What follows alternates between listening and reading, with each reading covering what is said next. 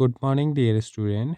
Last part में हमने बात की थी बायोरिएक्टर के बारे में। हमने जाना था कि बायोरिएक्टर टू डिफरेंट टाइप के होते हैं, एक तो स्ट्रेट टैंक बायोरिएक्टर और दूसरा स्पार्ज्ड स्टिरेट टैंक बायोरिएक्टर जिसे बोला जाता है। तो सबसे ज़्यादा जो यूज़ किया जाता है बायो टेक्नोलॉजी की फील्ड में वो होता है स्टिरेट टैंक रिएक्टर। ये क्या होता है, इज़ यूजुअली सिलेंड्रिकल। इसका स्ट्रक्चर जो होता है वो सिलेंडर लाइक स्ट्रक्चर होता है और with a curved base to facilitate the mixing of reactor contents. Reactor के अंदर जितने भी कंटेंट हैं उनको मिक्स करने के लिए इसका जो बेस बनाया जाता है वो कर्व्ड बनाए जाते हैं। The stirrer facilitate even mixing and oxygen available throughout the bioreactor. तो जो इसका स्टीयर होता है वो फैसिलिटेट करता है जितने भी कंपोनेंट हैं उनको मिक्स करने के साथ साथ रिएक्टर के अंदर ऑक्सीजन भी अवेलेबल करता है। Alternatively air can be bubbled through the reactor. If you look at the figure closely you will see that the bioreactor has an agitator system, an oxygen delivery system, and a form control system, a temperature control system, pH control system, and sampling port so that small volume of the culture can be withdrawn periodically. तो अगर हम generally देखें इस bioreactor के अंदर कौन कौन से पार्ट देखने को मिलते हैं। एक पार्ट इसका कौन सा है, एसिड बेस और या फिर पीएच कंट्रोल पार्ट है, जिसके द्वारा हम इस मीडियम का जो इसमें हम अपने डिफरेंट जो कंपोनेंट हैं उनको रख रहे हैं उसका पीएच हम कंट्रोल कर सकते हैं। इसके अलावा यहाँ पर एक फॉर्म ब्रेकर पार्ट है जिसके द्वारा क्या करते हैं हम यहाँ पर जो फॉर्म बनती है उसको हम डिवाइड करने का काम करते हैं। इसके अलावा यहाँ पर टेम्परेचर कंट्रोल के लिए थर्मामीटर फिक्स किया जाता है और साथ साथ हम क्या करते हैं,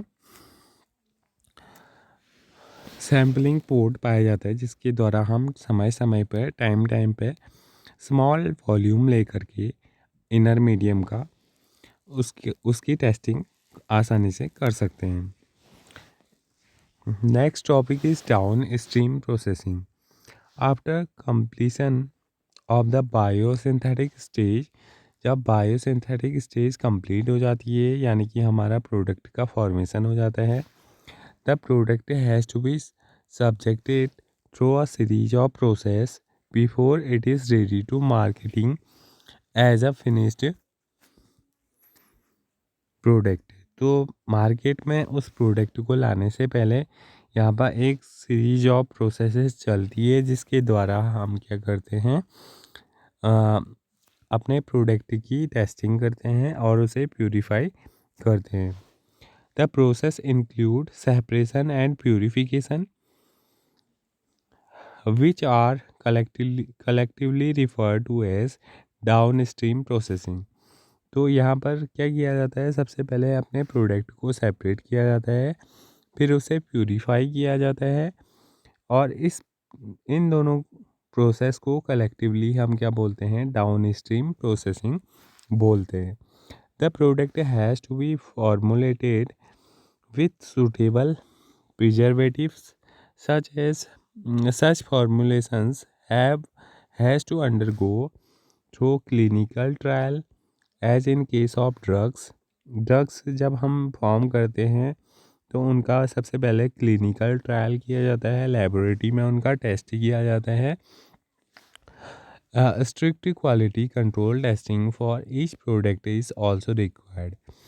हर एक प्रोडक्ट के लिए क्या किया जाता है, सबसे पहले क्वालिटी टेस्ट किया जाता है, क्वालिटी कंट्रोल टेस्ट किया जाता है, तब जा कर के उसका क्या किया जाता है, उसका पैकेजिंग की जाती है और उसको मार्केट में अवेलेबल किया जाता है। The downstream processing and quality control testing vary from product to product.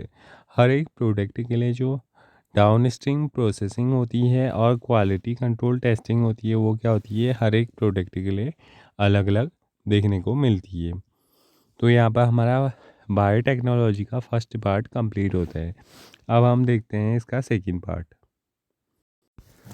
बात करेंगे chapter number 12 biotechnology and its application. इस चैप्टर के अंदर हम बायोटेक्नोलॉजी के एप्लीकेशन देखेंगे in the field of agriculture, in the field of medicine, transgenic animals क्या होते हैं और क्या क्या इथिकल इश्यूज होते हैं जिनके बारे में हम को रिलेट करते हैं बायोटेक्नोलॉजी को। तो स्टार्ट करते हैं। Biotechnology as you would have learn from the previous chapter essential deals with industrial scale production of biopharmaceuticals and biological using genetically modified microbes, fungi, plant and animals। हमने previous chapter में पढ़ा था कि हम क्या करते हैं, बायोटेक्नोलॉजी का यूज़ किसी भी प्रोडक्ट के इंडस्ट्रियल स्केल में प्रोडक्शन के लिए। किस चीज़ का प्रोडक्शन करते हैं हम इसके अंदर, बायो फार्माक्यूटिकल्स, मेडिसिन्स वगैरह और biological using genetically modified microbes, fungi, plant और एनिमल्स को यूज़ करते हैं। The application of biotechnology include therapeutics, diagnostics, genetically modified crops for agriculture, processed food, bioremediation, waste treatment and energy production. इन सारे field में हम क्या करते हैं, बायोटेक्नोलॉजी का यूज़ करते हैं। Three critical research area of biotechnology are providing the best catalyst in the form of improved organic usually आप माइक्रोब और प्योर एंजाइम। सबसे जो पहला यूज़ है बायोटेक्नोलॉजी का वो क्या है, सबसे बेस्ट टाइप की कैटलिस्ट को प्रोवाइड करना। किस चीज़ से हम बेस्ट कैटलिस्ट को यूज़ कर सकते हैं, फ्रॉम इम्प्रूव्ड ऑर्गेनिज्म, यूजुअली आप माइक्रोब और प्योर एंजाइम का यूज़ करके।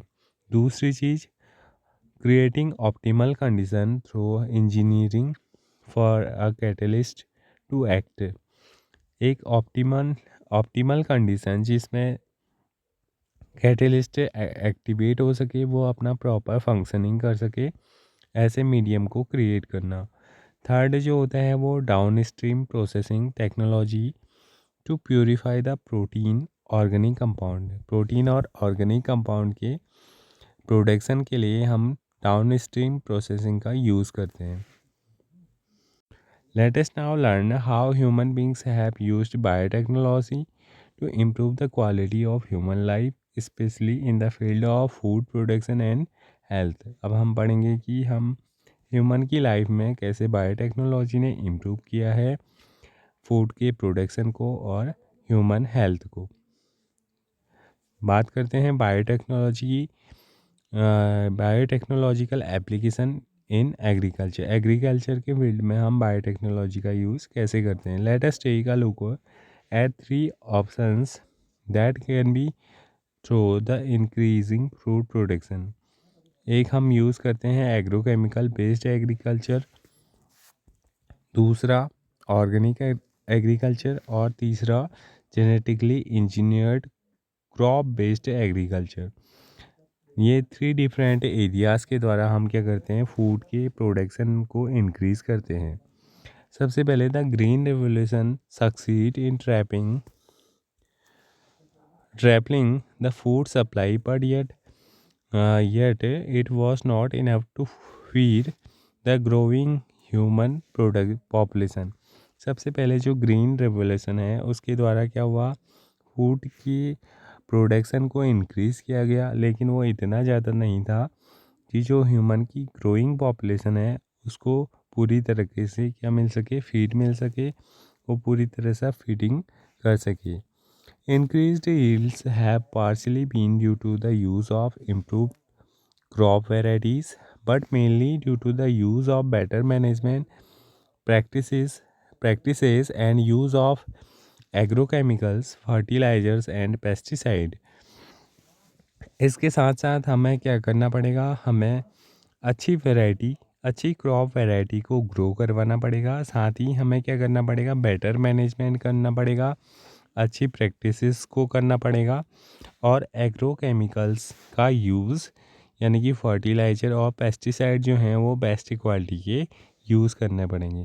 However for farmer in the developing world agrochemical are obtain too expensive. लेकिन अगर हम बात करें फार्मर्स की जो काफ़ी पुअर हैं, उनके लिए इन एग्रोकेमिकल्स का यूज़ करना उनके लिए क्या है, काफ़ी ज़्यादा एक्सपेंसिव है।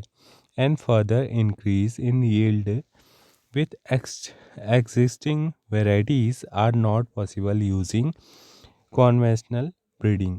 तो जो पारंपरिक कृषि चल रही है, पारंपरिक ब्रीडिंग चल रही है, उनका यूज़ करके जो पहले से वैरायटीज़ हैं उनके द्वारा यील्ड को इंक्रीज़ करना काफ़ी क्या है, इम्पॉसिबल वर्क है।